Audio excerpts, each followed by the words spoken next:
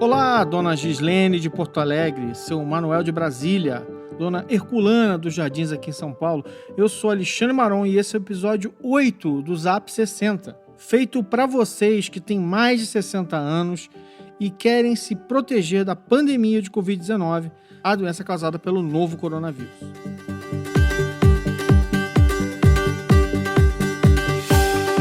A gente faz neste projeto um trabalho colaborativo. Estamos trabalhando juntos de diversas cidades espalhadas pelo mundo. E no episódio de hoje, Bárbara Axe, de Portugal, conversa com duas brasileiras que trabalharam no NHS, o SUS do Reino Unido. Elas contam como foi a rotina dos profissionais de saúde por lá. João Veloso explica como a gente vai saber quando estiver mesmo no pico da pandemia no Brasil. Lá de Belo Horizonte, Igor Lemes analisa os números e Luiz Melo responde uma pergunta de um espectador. Será que o coronavírus estaria tornando os homens inférteis?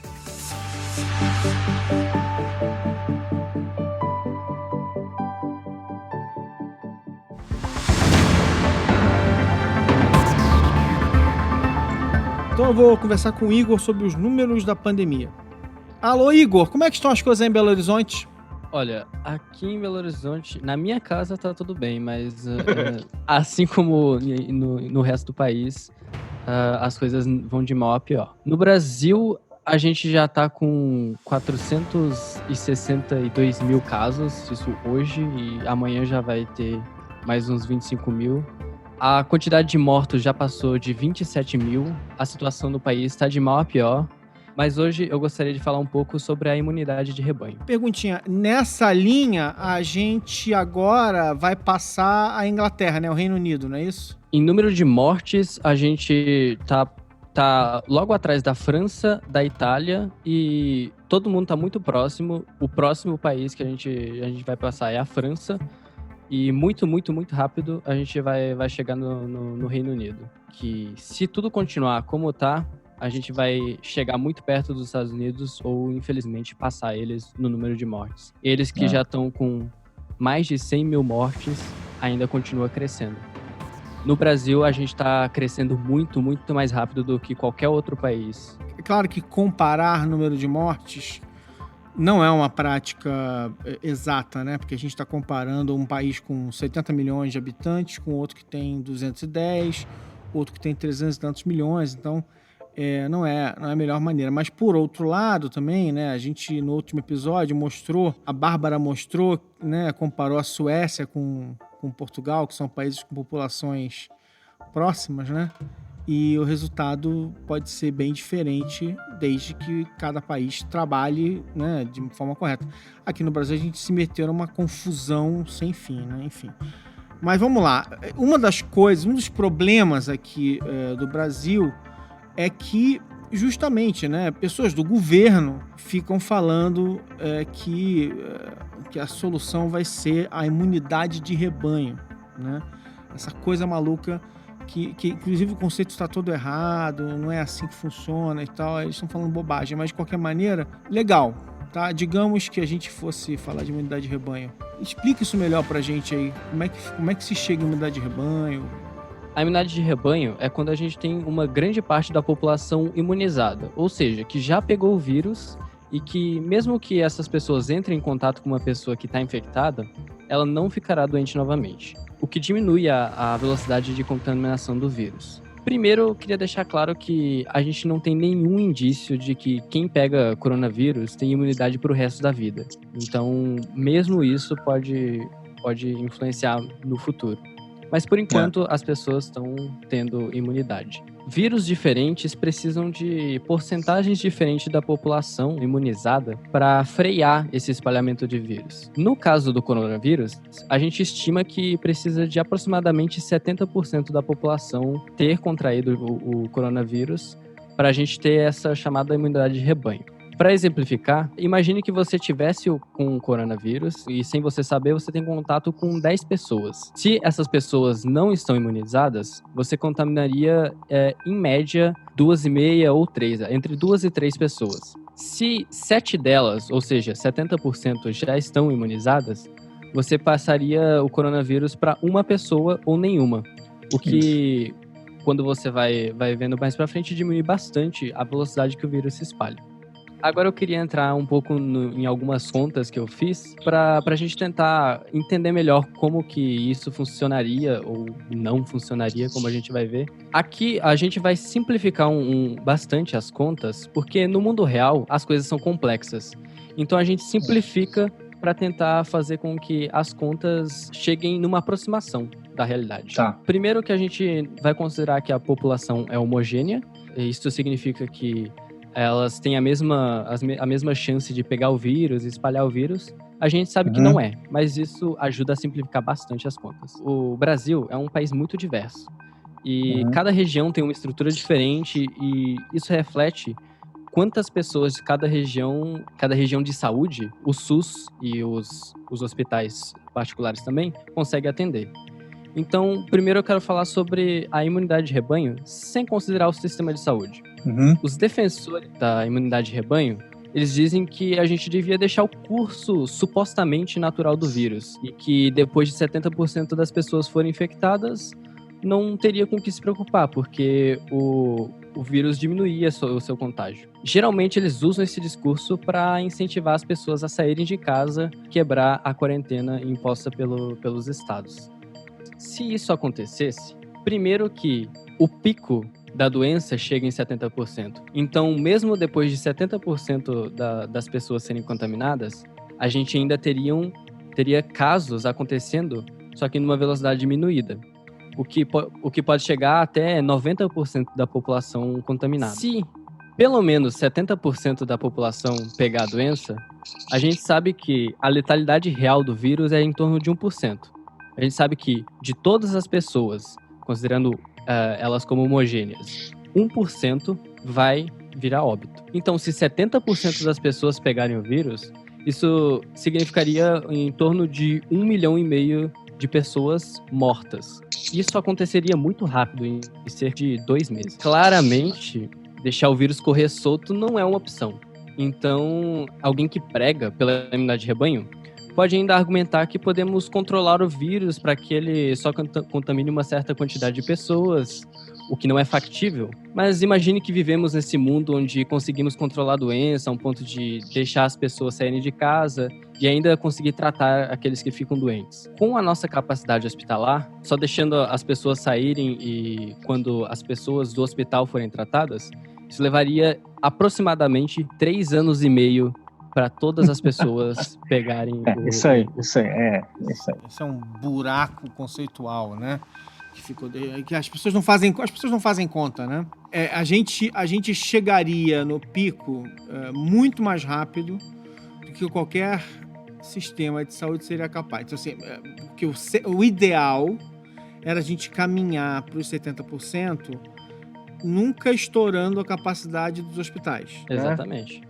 Aí a gente ia demorar anos para chegar nos 70%, porque, enfim. Isso a gente está sendo extremamente conservador aqui. Os números eles podem ser muito, muito maiores.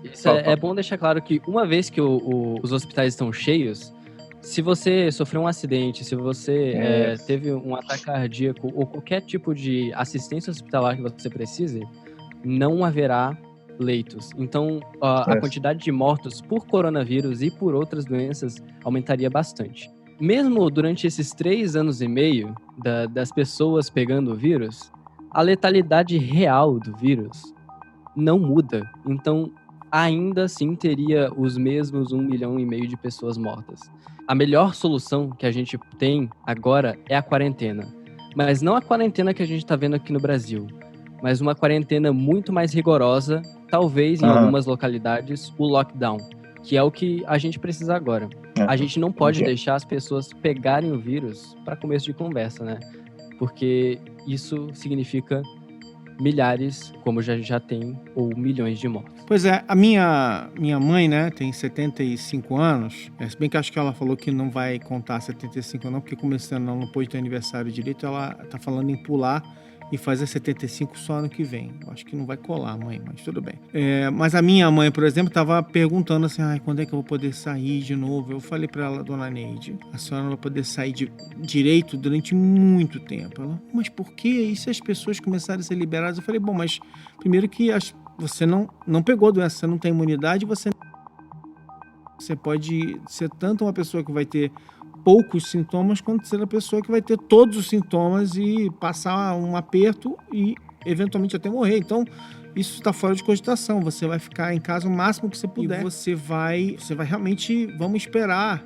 Você só vai poder dormir tranquila, né? Quer dizer, a hora que tiver uma vacina, né? Então, a verdade é que a saída para essa situação passa por duas coisas, né? Quer dizer, uma vacina, né, que realmente seria o que garantiria, por exemplo, que a minha mãe, e a sua mãe, a mãe de outras pessoas e as avós e tal, não pegariam a doença. E a segunda coisa, né, é o desenvolvimento de terapêuticas poderosas o suficiente para diminuir ainda mais a mortalidade, né? E não é só a mortalidade, né? Porque, de novo, se a gente fala aqui, a gente falou em mortalidade de 1%, só que a gente está falando de 20% das pessoas ficarem doentes.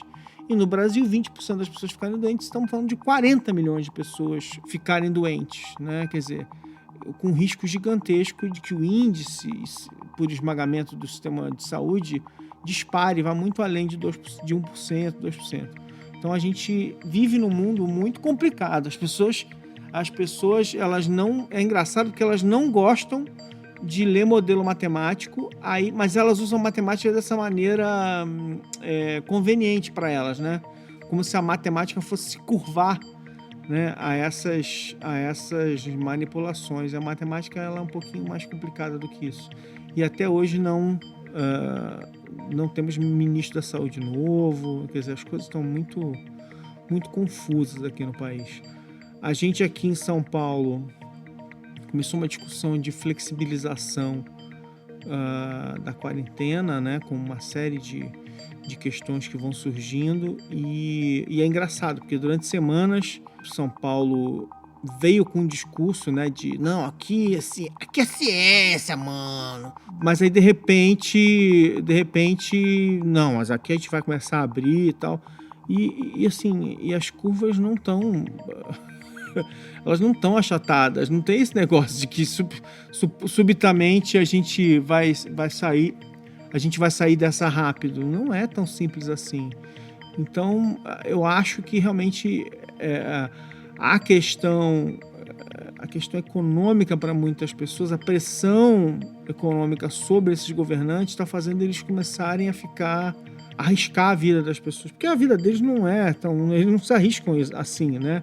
Eles estão cercados de cuidados e as pessoas não, elas vão realmente ter que sair de casa e trabalhar. E não é só isso, né? Quer dizer, hoje eu estava vendo alguns relatos de comerciantes, né? E pessoas que estão apavoradas, porque é o seguinte, no momento que você suspende a quarentena, o jogo começa, a roda começa a girar de novo, né?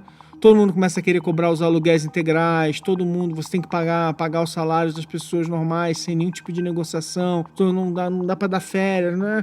Só que o problema é que volta 100% das contas e os faturamentos não vão acompanhar essas contas, porque quem puder não sair, não vai sair, né? Quem puder continuar em casa vai continuar, né? E aí essas empresas vão ter faturamentos muito inferiores e elas vão ter as contas todas normais de novo. Então, ainda tem que haver uma negociação muito séria, porque não é simplesmente voltar. As pessoas não podem voltar e ter suas contas 100% do que elas eram. Muito complexo. Assim, é um desafio em todas as frentes, na frente econômica, na frente... quando eu falo na frente econômica, embora a gente saiba muito bem que, né, não tem essa diferença, a gente já discutiu isso antes, mas, enfim, é um desafio em todas as frentes, né? Quando você fala em reabrir a economia, como as pessoas gostam de falar, você está falando das empresas voltarem a ter todos os custos normais e não terem nenhum tipo de... E é um pouco também isso, né? Os governantes também querendo tirar isso da frente, né? Porque eles sabem também, eles também estão pressionados por arrecadação baixa, eles estão pressionados em várias frentes. Então, é um cabo de guerra, a gente vai passar por muito aperto ainda em todos os sentidos. Uma pena mesmo. Mas a gente está vendo o melhor e o pior da natureza humana, né? Tudo em ação ao mesmo tempo. Mais algum número, Igor? O que me deixa um pouco revoltado em relação a isso é que existem estudos sobre a gripe espanhola nos Estados Unidos e como cidades que pararam antes e limitaram a quantidade de mortes, limitaram as perdas de vidas, quando elas voltaram muito mais rápido do que aquelas que numa suposta tentativa de segurar a economia, elas foram as que mais sofreram com a economia. Então, se os governantes estivessem realmente, se as pessoas, os políticos estivessem realmente preocupados com a economia e com as pessoas, eles seguiriam as recomendações científicas e eles iriam parar, eles iriam tomar conta das pessoas e fazer com que elas fiquem bem em casa, seguras, para que quando a gente voltasse muito mais rápido a um patamar de uma economia que fosse razoável. Mas a gente demorou demais, a gente já está perdendo muitas pessoas e, infelizmente, eu não vejo a gente voltando nada bem depois dessa pandemia. Nem tão cedo. Igor, obrigado então, né? De nada, até mais. Valeu.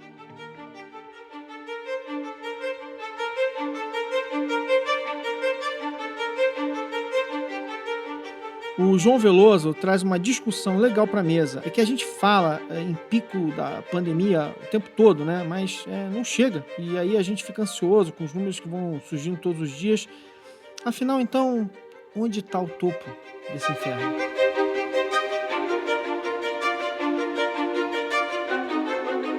Tem sido bastante comum nos últimos dias ouvir das autoridades que o país está avançando para o pico de infecções da Covid-19 a cada dia.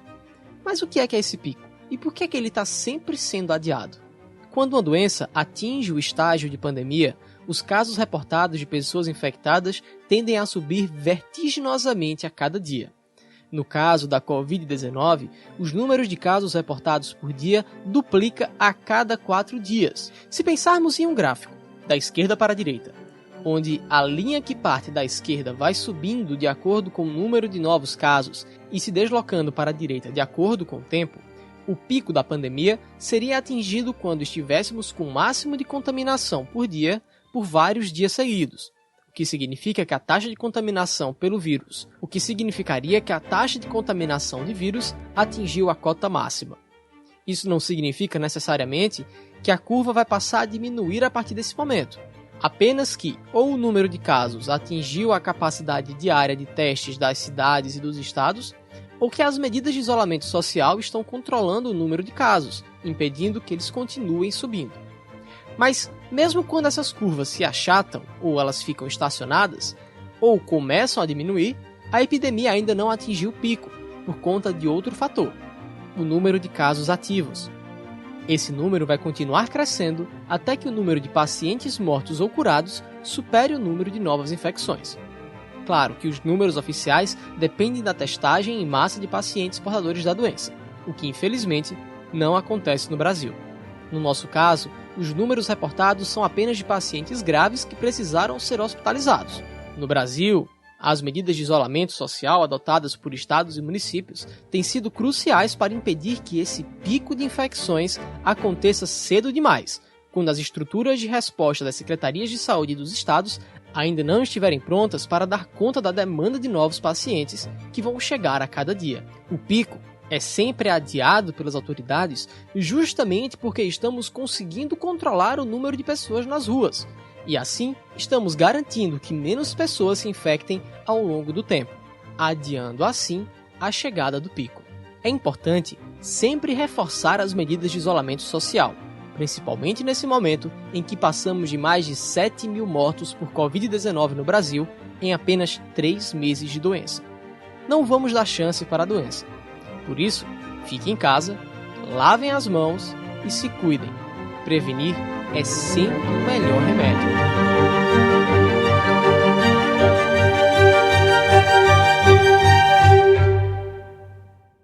A imaginação de quem inventa essas notícias falsas é muito fértil mesmo, né? A nova fake desse episódio é uma história descarada que diz que homens doentes com Covid-19 ficariam estéreis.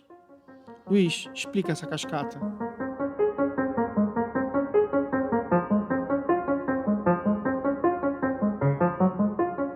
Olá, meu nome é Luiz Melo, Hoje a gente vai ver uma notícia enviada pelo Luiz, meu xará. Vamos lá. Meu nome é Luiz, tenho 61 anos e estou com uma dúvida sobre coronavírus e fertilidade. Eu li uma matéria dizendo que o coronavírus deixa os homens inférteis e que seriam a maioria dos infectados pelo vírus, ou seja, 70%. Essa notícia é verdadeira ou falsa? Faz algum sentido? Essa notícia enviada pelo Luiz é falsa. O coronavírus não torna os homens inférteis. No artigo publicado em abril na revista da Sociedade Americana de Medicina Reprodutiva, eles afirmam o seguinte: o vírus da Covid-19 é incapaz de alcançar o tecido do testículo, região responsável pela produção de espermatozoides. Ou seja, é incapaz de afetar permanentemente a fertilidade do homem. Essa notícia foi inicialmente veiculada em meados de fevereiro, mas sem levar em consideração que vírus comuns, até mesmo aquele resfriado sazonal, já é capaz de reduzir a nossa fertilidade temporariamente. Isso porque a febre, sintoma comum da gripe, aumenta a nossa temperatura corporal e assim atrapalha no processo de produção dos espermatozoides, diminuindo a fertilidade. Sendo que um dos primeiros sintomas da Covid-19 é justamente o surgimento da febre. Então é esperado uma diminuição temporária da fertilidade, que não dura mais de 30 dias, segundo os pesquisadores. Um segundo ponto levantado pelo nosso ouvinte é que os homens são mais infectados pela nova doença. Isso é verdade? Bom, isso também é falso. Homens e mulheres são igualmente afetados pela Covid-19, mas os homens parecem desenvolver quadros mais graves com maior frequência, que em geral elevam em 60% o seu risco de morte. Mas por quê? Bom, para explicar esse fenômeno, temos aí algumas teorias, mas a principal é de que os homens em geral vão menos ao médico do que suas parceiras, acumulando fatores de risco, como a diabetes, pressão alta, dentre outros, que elevam sua mortalidade quando em contato com a Covid-19. Então é isso. Se você ouvir por aí que o coronavírus leva à infertilidade ou que afeta mais homens do que mulheres, é mentira. Deleta e não compartilhe o vírus da desinformação.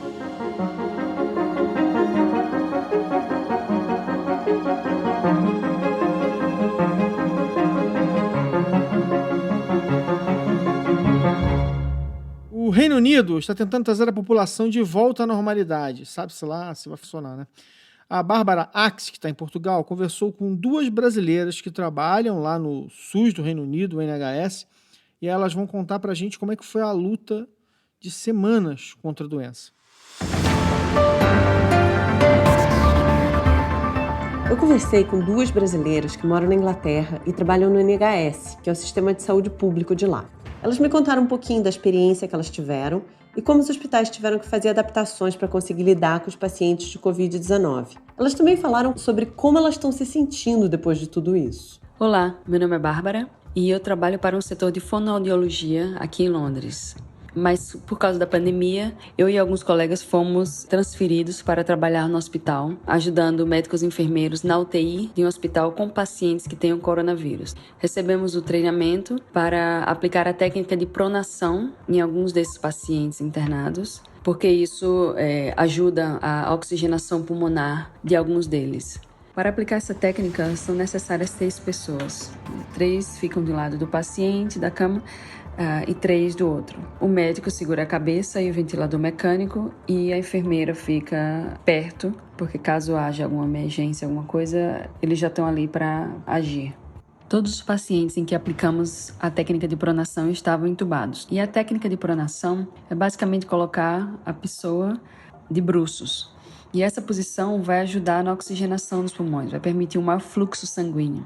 Tem alguns pacientes que não se beneficiam disso, porque tem alguma instabilidade, tem algum problema, então não dá para ficar muito tempo nessa posição. Depois de várias horas, a gente era chamado de novo na UTI para colocar eles de barriga para cima. E nesse meio termo, Os próprios profissionais da UTI, sem a necessidade do nosso time, colocavam de tanto em tanto tempo, mudavam a posição da cabeça e do braço, né? Que normalmente eles são colocados na posição de nadador, mas de tanto em tanto tempo você tem que virar isso para o outro lado.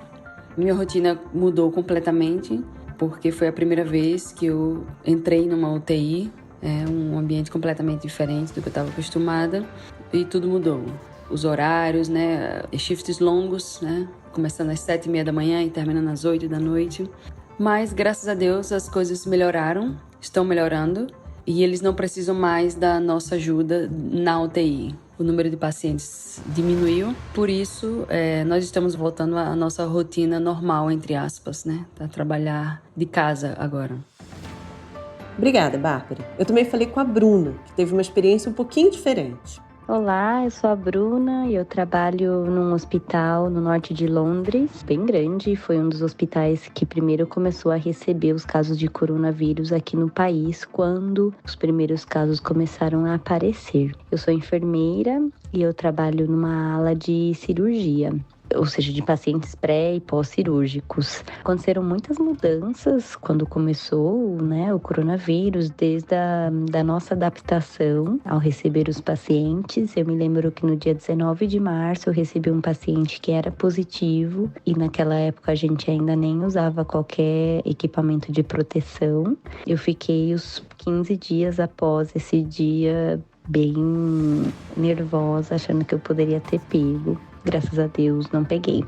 Nas mudanças principais que aconteceram, todas as cirurgias foram canceladas e elas passaram a ser em hospitais privados. E no começo, os pacientes estavam com a gente, iam para o hospital privado para serem operados lá e usar a UTI deles de lá e depois retornar ao hospital. E depois de algum tempo já nem isso acontecia. As cirurgias realmente não aconteceram. A nossa ala, que é uma ala de cirurgia, era uma ala de coronavírus e não coronavírus, e todo o hospital virou isso também. As alas foram aos poucos se transformando em apenas coronavírus, e daí então nós também estávamos o tempo todo vestidos com equipamento de proteção. Tudo isso foi mudando aos poucos também, com as pesquisas que iam saindo para saber como que se contamina ou não, o que tem que usar, o que não tem, quando que tem que usar toda aquela roupa, né, o macacão, o visor, os óculos, a máscara, ou quando só uma máscara, uma luva e um avental de plástico é suficiente. Basicamente foi isso mesmo que aconteceu. A nossa ala de cirurgia parou de ter cirurgias e, para dizer a verdade, hoje estamos no fim de maio e as cirurgias ainda não voltaram no seu normal, na sua rotina. Cirurgias eletivas de pacientes que precisam, pacientes e muitas vezes operação para retirada de tumores, ainda não estão acontecendo.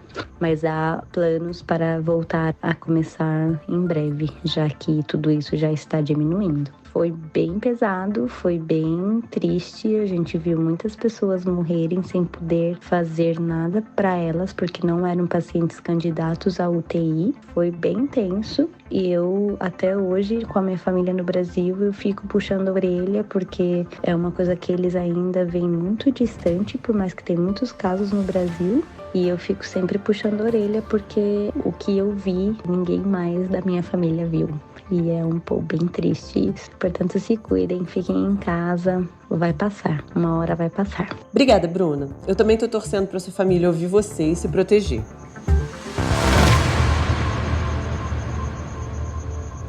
Obrigado, Bárbara. Aqui no Brasil, os nossos profissionais de saúde estão enfrentando condições muito adversas também. Certamente, muito mais preocupantes do que em países europeus, com sistemas de saúde pública mais robustos, né? Mas o que eu acho mais importante em entrevistas como essa que a Bárbara trouxe é as pessoas entenderem que o problema é mundial. Esses países mais ricos, mais bem estruturados, também ficaram de joelhos diante da doença. A gente tem que aprender alguma coisa com isso.